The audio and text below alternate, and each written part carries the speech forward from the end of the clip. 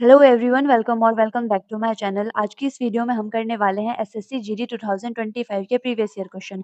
अपने previous video में हमने किया था 7 फेब को जो एग्जाम हुआ था उसके सिर्फ फर्स्ट के क्वेश्चन। अगर आपने वो वीडियो नहीं देखी है तो please do watch that video. और आज की वीडियो में हम करने वाले हैं शिफ्ट 2 के क्वेश्चन। तो शुरू करते हैं। फर्स्ट क्वेश्चन है हमारे पास में, a salesman offers a discount scheme of buy 25 and get 5 free on the purchase of a notebooks in his shop. He professes that a notebook cost him 10 rupees, but in reality it cost him 5 rupees. Find the difference between his profit percentage and scheme discount. तो discount percentage जो होगा और percentage profit percentage जो होगा उसमें हमें difference निकालना है। तो डिस्काउंट के लिए हमें निकालना होगा मार्केट प्राइस और प्रॉफिट के लिए हमें एसपी और सीपी चाहिए होगा। तो मार्केट प्राइस अब ये बोल रहा है कि बाय 25 एंड गेट 5 फ्री। तो अगर वो 25 जो है वो बेचेगा तो उसके पास 25 प्लस 5, तो अगर उसके पास 30 नोटबुक होनी भी तो चाहिए। तो सबसे पहले हम क्या करेंगे, कॉस्ट प्राइस निकालते हैं 30 नोटबुक्स का।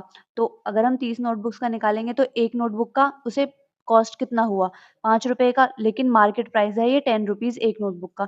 तो हम 30 की मल्टीप्लाई कर देंगे 5 से, तो कॉस्ट प्राइस कितना हो जाएगा 30 नोटबुक्स का, 150। अगर हम मार्केट प्राइस निकालना चाहें तो एक नोटबुक का मार्केट प्राइस कितना है 10 रुपए, तो 30 नोटबुक का कितना हो जाएगा हमारे पास में 300 रुपए। अगर हम सेलिंग प्राइस निकालना चाहें, सेलिंग प्राइस हमें निकालना होगा 25 नोटबुक्स का, क्योंकि वो प्राइस जो बेच रहा है वो प्राइस जो है सिर्फ 25 का है, 5 वो फ्री में दे रहा है। तो 25 नोटबुक्स का अगर हम सेलिंग प्राइस निकालना चाहें तो हमारे पास में 10 से मल्टीप्लाई कर देंगे, कितना हो जाएगा 250। अब हम यहाँ से डिस्काउंट परसेंटेज भी निकाल सकते हैं और प्रॉफिट परसेंटेज भी निकाल सकते हैं। अगर बात करें डिस्काउंट परसेंटेज कितना होगा, तो हम मार्केट प्राइस में से ये माइनस कर देंगे, सेलिंग प्राइस कितना होगा 50 का, जो डिस्काउंट होता है वो हमारा मार्केट प्राइस पर कैलकुलेट होता है। तो डिवाइड कर देंगे कितने से, 300 से। परसेंटेज निकालने के लिए 100 से मल्टीप्लाई कर देंगे। 0 से 0 कैंसिल, 0 से 0 कैंसिल, ये हमारे पास में कितना आ जाएगा 50/3। और फिर अगर हम बात करें प्रॉफिट परसेंटेज की, तो प्रॉफिट परसेंटेज हमारे पास कितनी आएगी, एसपी माइनस सीपी, कितने का अंतर हो जाएगा 100 का, और डिवाइड कितने से कर देंगे, सेलिंग प्राइस से, ये कितना है 150। तो मल्टीप्लाई कर देंगे 100 से, 0 से 0 कैंसिल हो जाएगा, 5 से या 15, 5 दूनी 10, और ये 2 0 आ जाएंगे, 5 दूनी 10। तो ये हमारे पास में कितना आ जाएगा 200/3 हो जाएगा। अगर हम इसको सॉल्व करते हैं तो ये हमारे पास में कितना हो जाएगा, 5 दूनी 10 और ये 200/3। अगर हम इनके बीच में डिफरेंस निकालते हैं तो 200/3 माइनस 50/3, तो कितना आ जाएगा डिफरेंस इनके बीच में 3, और ये 200 माइनस 50 कर देंगे तो आ जाएगा 150, और डिवाइड कितने से 3 से, तो 3 पंजे 15 और ये 0, तो 50% इनके बीच में परसेंटेज डिफरेंस हो जाएगा। ऑप्शन नंबर 3 जो होगा वो हमारा राइट आंसर होगा। अब देखते हैं question number 2। If the mean proportional of 18 and 98 is 2a plus 6, तो हमें a की वैल्यू बतानी है। अब मीन प्रोपोर्शनल हम जानते हैं कि दो नंबर a भी हैं, तो उनका मीन प्रोपोर्शन कितना होता है, under root of A B. तो under root of A B होता है, तो under root of 18 into 19 is equals to कितना हो जाएगा 2a प्लस 6। तो यहाँ से कितना आ जाएगा हमारे पास में, इसको लिख सकते हैं हम 9 की मल्टीप्लाई 2 के साथ, और इसको लिख सकते हैं हम 49 की मल्टीप्लाई 2 के साथ। तो इसकी वैल्यू होगी 2a प्लस 6। यहाँ से कितना बाहर आएगा 3, यहाँ से कितना आएगा 2, यहाँ से आ जाएगा 7 बाहर। तो 2a प्लस 6 इनकी वैल्यू हो जाएगी। 3 दूनी 6 और 6 सत्ते 42, 42 minus 6 is equals to 2a। 2a हम वैल्यू निकलेंगे तो 42 में से 6 जाएंगे तो हमारे पास में कितना बचेगा 36, और a की वैल्यू कितनी आ जाएगी यहाँ से 18, 18। ऑप्शन नंबर 3 जो होगा वो हमारा राइट आंसर होगा। अब देखते हैं question number third. Question number third है हमारे पास, द थर्ड प्रोपोर्शनल ऑफ इसका हमें थर्ड प्रोपोर्शनल निकालना है। अगर हमारे पास में कोई दो नंबर है ए बी, उनका थर्ड प्रोपोर्शन क्या होता है, बी स्क्वायर अपॉन में ए। तो उसी तरह से इनका थर्ड प्रोपोर्शनल निकालेंगे, इस नंबर का स्क्वायर अपॉन में डिवाइड कर देंगे इससे। तो x 0.25 इसका स्क्वायर करना पड़ेगा, तो इसका स्क्वायर कर देंगे। y 0.25 अपॉन में कितना है z माइनस 0.25, इसका हमें क्या करना पड़ेगा, स्क्वायर डिवाइड कर देंगे x 2.5 अपॉन में y की पावर 1.5 इंटू z 3.5 से। अगर हम इसका स्क्वायर करते हैं तो ये कितना आ जाएगा, x का स्क्वायर 0.50, इसका कितना आएगा y की पावर 0.50, ये भी हमारे पास में z माइनस में 0.50, ये है हमारे पास में x की पावर 2.5, और ये जो इंटू z की पावर 3.5, ये क्या है y 1.5 हमारे पास में ऊपर चला जाएगा। अगर हम यहाँ से इसको कैंसिल करते हैं तो हमारे पास कितना बचेगा, अपॉन में एक्स स्क्वायर बचेगा। ये हमारे पास में एक्स की 0.50 प्लस, अगर इन दोनों को ऐड कर देंगे, जब मल्टीप्लाई में हो पावर्स तो ऐड हो जाती हैं, तो ये हमारे पास कितना हो जाएगा वाई स्क्वायर। ये जो जेड है इसकी मल्टीप्लाई इसके साथ हो जाएगी, तो ये 3.5 माइनस 0.50 हमारे पास बचेगा। तो 5 में से 5 जाएगा 0 और ये 3 बच जाएगा। तो z की पावर कितनी हो जाएगी 3। तो ये हमारा राइट आंसर होगा। तो ऑप्शन नंबर 2 इससे मैच कर रहा है, तो ऑप्शन नंबर 2 जो होगा वो हमारा राइट आंसर होगा। अब देखते हैं क्वेश्चन नंबर 4। क्वेश्चन नंबर 4 है हमारे पास में, distance from Chandigarh to Amritsar is covered in 4.5 hours at a speed of 50 kilometre hour. By how much should the speed in kilometre hour be increase save 30 minutes travel of time. तो हमें पता है कि distance upon में जो हमारा speed होता है वो हमारा टाइम के इक्वल होता है। अब डिस्टेंस हम स्पीड इनटू टाइम करके निकाल सकते हैं, तो अगर हम यहाँ से डिस्टेंस निकालेंगे तो 4.5 आवर्स इतना है और स्पीड कितनी है 50 किलोमीटर पर आवर। 50 से इसको मल्टीप्लाई कर देंगे, पॉइंट हटाएँगे 0 लग सकता है, 5 से 5 25 हो जाएगा, 5 की मल्टीप्लाई 5 से 5 चौक 20 और ये 222। तो ये 225 हमारे पास में क्या आ जाएगा, 225 किलोमीटर डिस्टेंस आ गया। अब हमें क्या करना है कि by how much should the speed be increase to save 30 minutes. तो 30 मिनट्स हमें कम लगने हैं, पहले अगर 4.5 घंटे लगने थे तो अब टाइम कितना होगा 4 घंटे, डिस्टेंस कितना है 225, स्पीड वही हमें कैलकुलेट करनी है। तो स्पीड हमारे पास कितने आ जाएगी, ये 225 डिवाइडेड बाय 4, तो इससे करेंगे 4 पंजे 20, 2 बचेगा, 4 छिंग 24, 4 दूनी 8, 4 पंजे 20। तो ये अब नई वाली स्पीड होगी, हमें निकालना है इनका डिफरेंस। तो पहले 50 थी, अब कितनी है 56.25। तो ऑप्शन नंबर 4 जो होगा वो हमारा राइट आंसर होगा। अब देखते हैं क्वेश्चन नंबर 5। इसमें है the price of petrol increases by 40%, by what percent should it's consumption be reduce such that the expenditure on it increases by 90% only. तो हमारे पास जो पेट्रोल का प्राइस है वो क्या है, वो 40% से बढ़ गया है। तो पहले अगर 100 था तो 40% से बढ़ गया है, तो अब कितना हो गया 140। कंजप्शन हमें देखना है कि उसको हमें कितना कम करना है, जिससे कि जो हमारा एक्सपेंडिचर है वो सिर्फ 19% से बढ़े, यानी वो 100 से सिर्फ 119 हो। इसको कैसे सॉल्व करते हैं, इसकी मल्टीप्लाई इसके साथ, इसकी मल्टीप्लाई इसके साथ। तो ये 100 की मल्टीप्लाई 140 से कितना, 100 की मल्टीप्लाई से 119। इसका मतलब 100 से 100 कैंसिल हो जाएगा, रेशियो लेंगे तो 140 से वैल्यू कितनी हुई है 119। अगर हम इसमें से माइनस करते हैं तो 10 में से 9 जाएगा 1, फिर 3 में से 1 जाएगा 2, तो ये 21/140 और इसकी मल्टीप्लाई किसके साथ 100 के साथ कर देंगे परसेंटेज निकालने के लिए। 0 से 0 कैंसिल, 7 दूनी 14, 7 तिया 21 और ये 2 से 5 बार, तो 5 दिया 15। ऑप्शन नंबर 1 जो होगा वो हमारा राइट आंसर होगा। अब देखते हैं क्वेश्चन नंबर 6। क्वेश्चन नंबर 6 है, इसकी हमें वैल्यू इवैल्यूएट करनी है।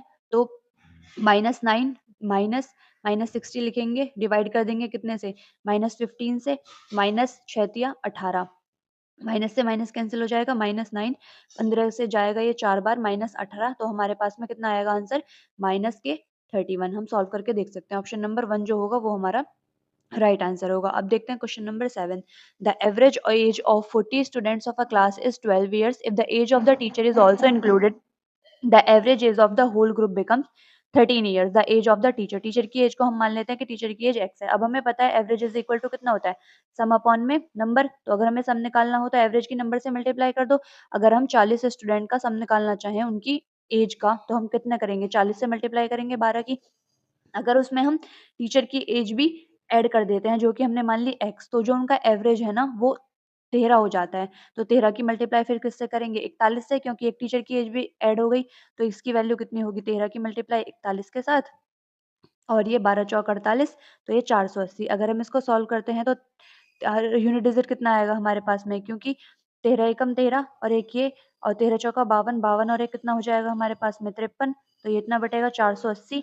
और इसको सॉल्व करते हैं तो 13 में से 3 में से 0 जाएगा 3, और ये हमारे पास कितना हो जाएगा 13 में से 8 जाएगा तो 5। ऑप्शन नंबर 3 जो होगा वो हमारा राइट आंसर होगा।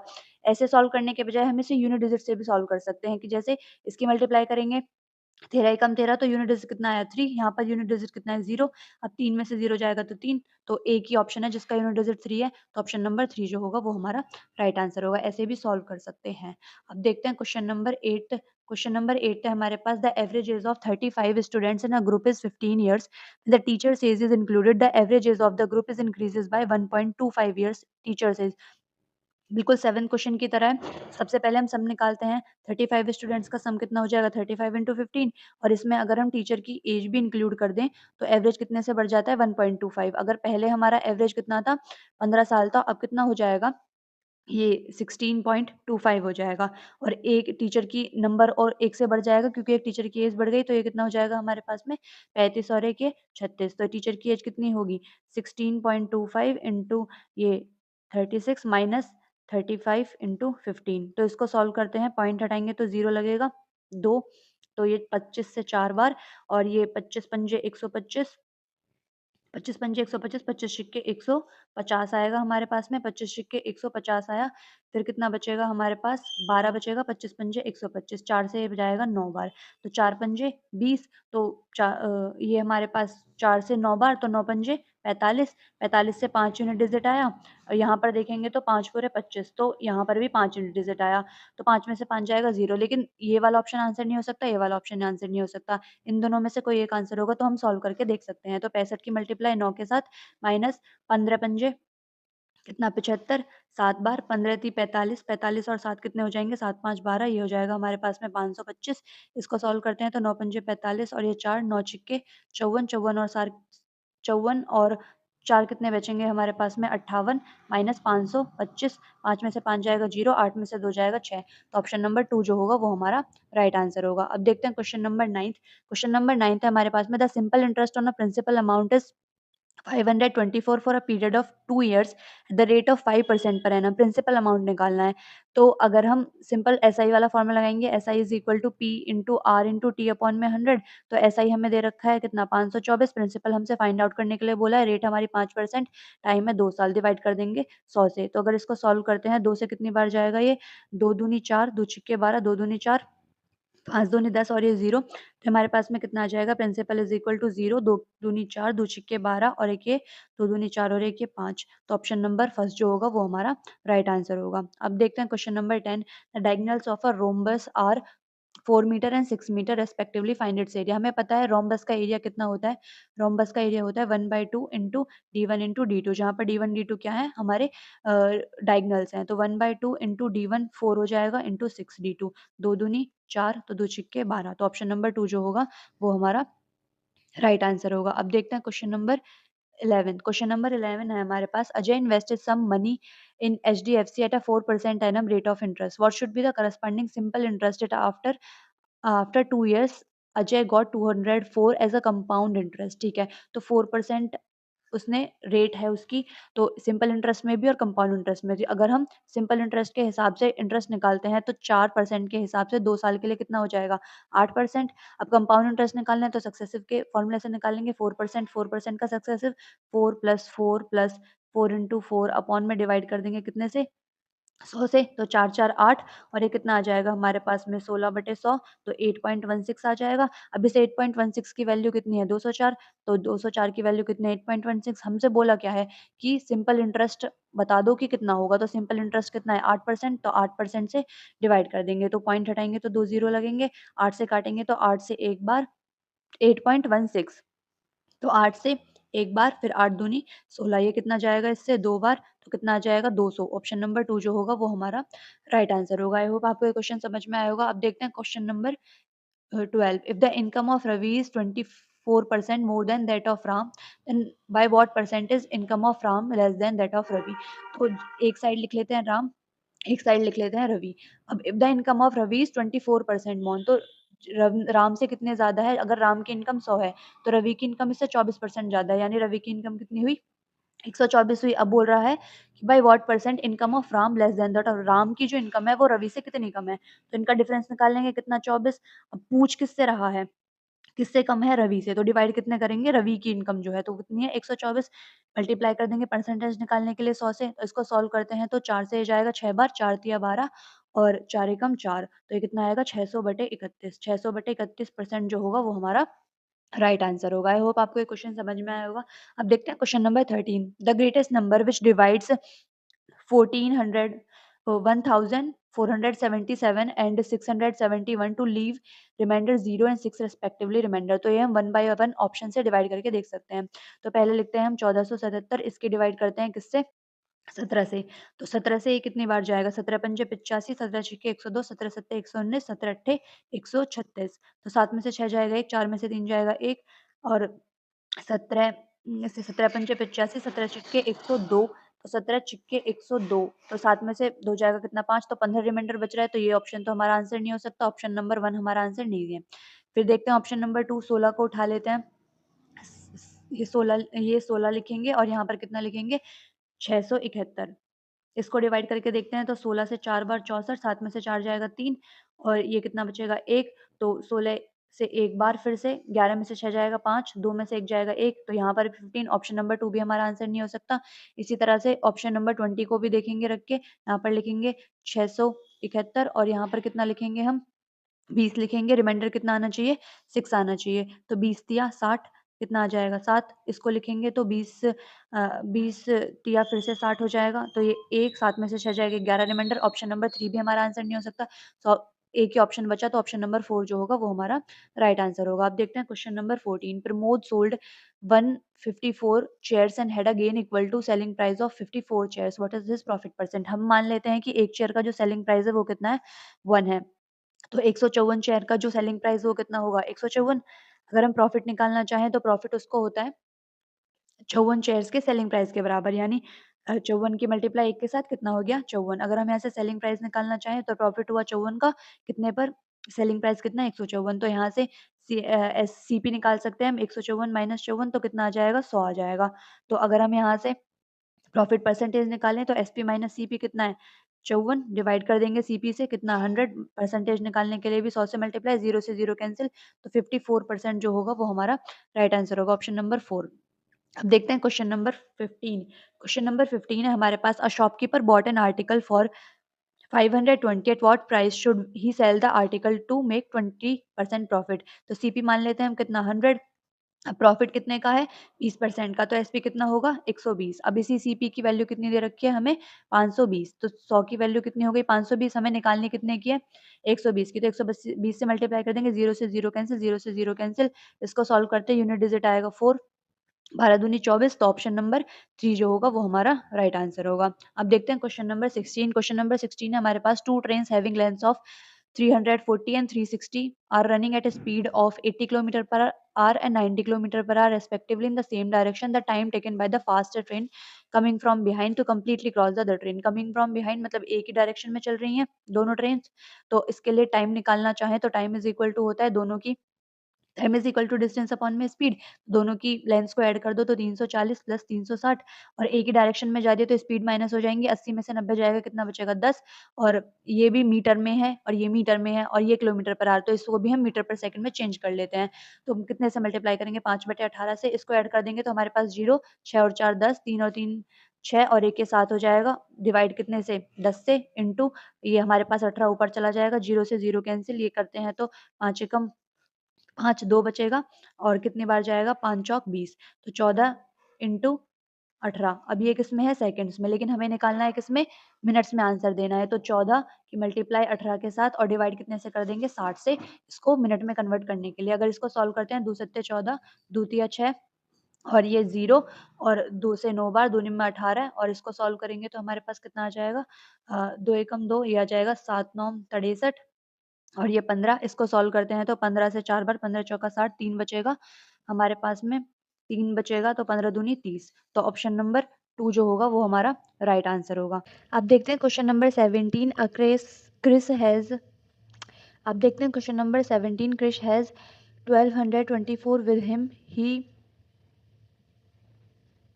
अब देखते हैं question number 17, Krish has 1224 with him. He divided it amongst his sons Veer and Nitin and asked them to invest it at 4% rate of interest compounded annually. It was seen that Veer and Nitin got same amount after 12 and 13 years. तो how much Krish, तो Krish ने नितिन को कितने पैसे दिए वो हमें निकालने हैं। तो Krish है, उसके 2 बेटे हैं, एक का नाम वीर है, एक का नाम नितिन है। Krish के पास पैसे हैं 1224, और ये कितने इंटरेस्ट पर दिए हैं 4% रेट ऑफ इंटरेस्ट। वीर को कितने साल बाद मिलते हैं, वीर को मिलते हैं 12 ईयर्स मतलब 12 साल के बाद, नितिन को मिलते हैं 13 साल के बाद। अब हम जानते हैं जब जो रेट है वो हमारी कंपाउंडेड हो तो उसके लिए अमाउंट का फॉर्मूला होता है amount is equal to principal into 1 plus में रेट अपॉन में 100 और पावर में कितना आता है जितने भी टाइम के लिए। अब हमें पता है कि 12 और 13 साल के बाद इनका क्या होगा अमाउंट इक्वल हो जाएगा, तो A1 is equals to A2। हम मान लेते हैं कि जो हमारा वीर है उसके लिए जो प्रिंसिपल है वो V है और जो नितिन है उसके लिए प्रिंसिपल N है। तो इसके लिए अगर हम अमाउंट लिखेंगे तो अमाउंट वीर के लिए लिखेंगे प्रिंसिपल इसका V 1 प्लस में R अपॉन में 100, R कितना है हमारे पास में 4%, डिवाइड कर देंगे 100 से, और टाइम कितना है 12 साल। फिर लिखेंगे A2 की वैल्यू, तो नितिन का प्रिंसिपल हमने मान लिया N है, तो 1 प्लस में 4 डिवाइड कर देंगे 100 से, और टाइम कितना 13 साल के लिए। तो यहाँ से कैंसिल हो जाएगा ये पूरा पावर खत्म हो जाएगी यहाँ से और यहाँ पर एक पावर बचेगी। तो ये हो जाएगा v is equals to n into 1 plus में 4/100 और इसकी पावर कितनी 1।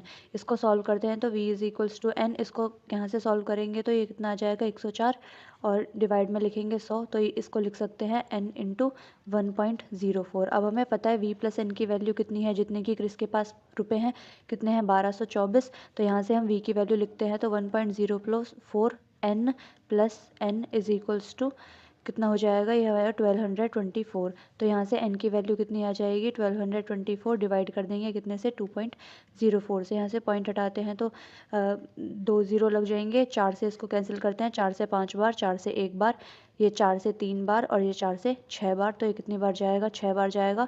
तो नितिन को कितने पैसे मिलेंगे 600 और हमें नितिन के ही पैसे बताने हैं कि how much did Krish given to Nitin. तो ऑप्शन नंबर 2 जो होगा वो हमारा राइट आंसर होगा।